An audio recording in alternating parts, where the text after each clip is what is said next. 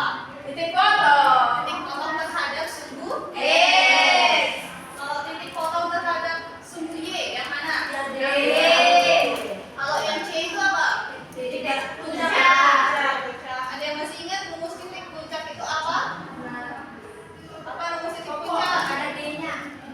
D. D Masih kedua ingat? A. Ada yang masih ingat rumus titik puncak?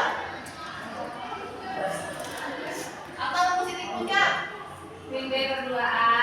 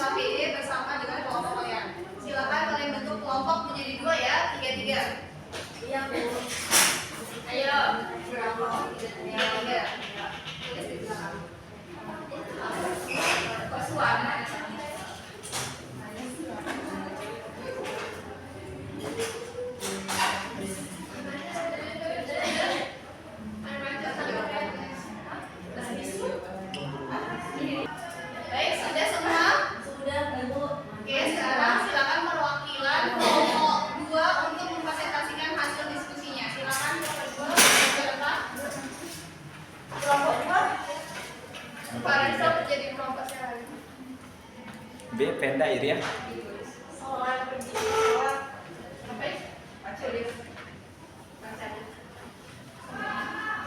Assalamualaikum warahmatullahi wabarakatuh. Waalaikumsalam warahmatullahi wabarakatuh. Saya perwakilan dari kelompok 2 akan mempresentasikan hasil diskusi kami untuk soal nomor 1. Ketinggian maksimal terjadi pada puncak parabola. Untuk fungsi kuadrat HT sama dengan min 4T kuadrat plus 16T. Kita bisa mencari nilai T saat puncak dengan menggunakan rumus T sama dengan min B per 2A, di mana A sama dengan min 4 dan B sama dengan 16. T sama dengan min 16 per 2 kali min 4 sama dengan 2 detik. Substitusikan T sama dengan 2 ke dalam fungsi HT. H2 sama dengan min 4 dikali 2 kuadrat plus 16 dikali 2 sama dengan min 16 plus 32 sama dengan 16 meter. Jadi ketinggian maksimal adalah 16 meter.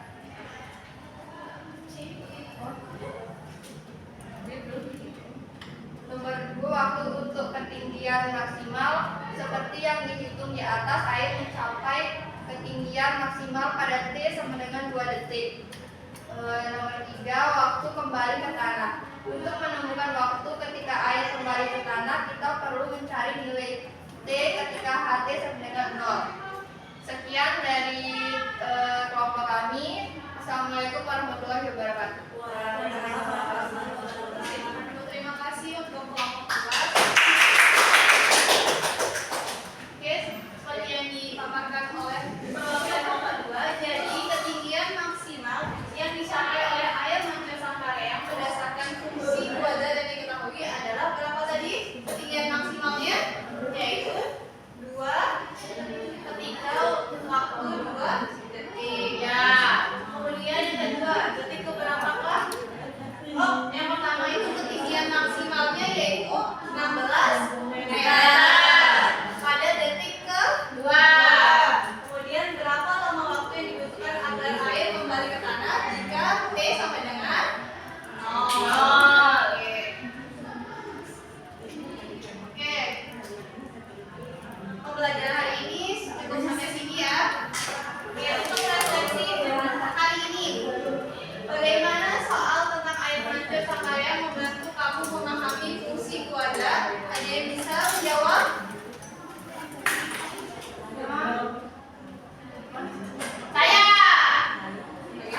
Air mancur Sangkareang bagi saya memahami fungsi kuadrat karena ketika air mancur itu berbalik arah, kita akan bisa menentukan titik balik maksimumnya.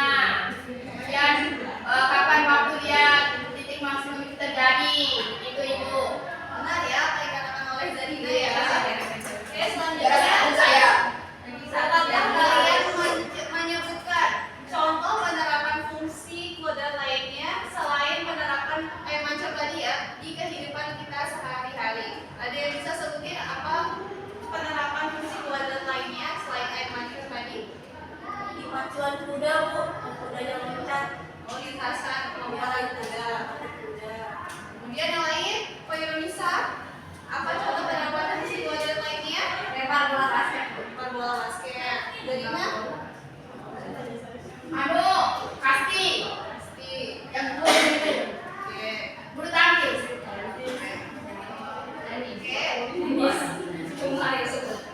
Ada yang dapat menyimpulkan pembelajaran kita hari ini?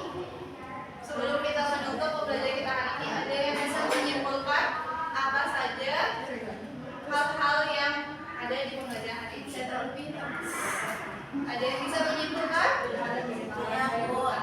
Hari ini kita sudah belajar bagaimana cara menentukan titik maksimum. Terus yang kedua, kita telah belajar kapan waktu titik maksimum itu terjadi. Terus kapan waktu kita itu berhenti. Benar ya, dari ada Putri. Oke. Jadi dari 3. Ini jalan yang dia tidak bisa jawab apa-apa. Jadi kesimpulannya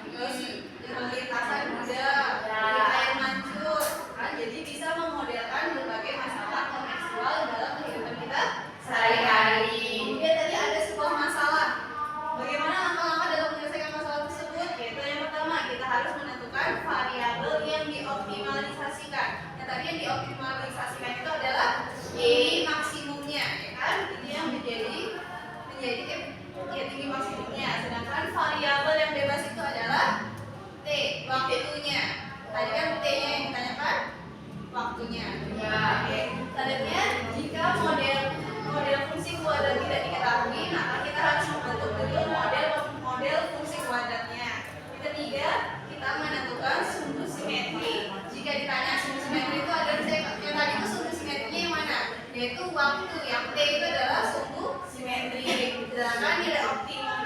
Kemudian kita menentukan nilai optimum dari model yang didapatkan pada langkah 2 yaitu fungsi kuadrat. Iya, Ibu.